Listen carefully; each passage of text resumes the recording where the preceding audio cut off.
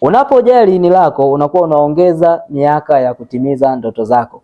Hapa nazungumza kwamba ini linaratibu shughuli zote za mwili, lakini ini linafanya kazi zaidi ya 500. Kwa hiyo kama ukidharau ini, kumbuka ini linakuwa lina kumbukumbu. Kwa hiyo kama ulikuwa unatumia vyakula ambavyo sivyo, kama ulikuwa unakunywa vinywaji ambavyo sivyo, jua kabisa ini lako litakuja kukuletea shida hapo baadaye. Kwa hiyo cha msingi ni nini? Anza kutumia detox kwa ajili ya kwenda kukarabati ini lako, kuprotect magonjwa yanayotokana na ini, lakini pia utaenda kuweka ini lako kuwa sawa. Lakini nakushauri acha kutumia vyakula ambavyo si salama, vyakula kama energy drink, bia, vyakula vya kuagiza fast food, vyakula vya kukaanga.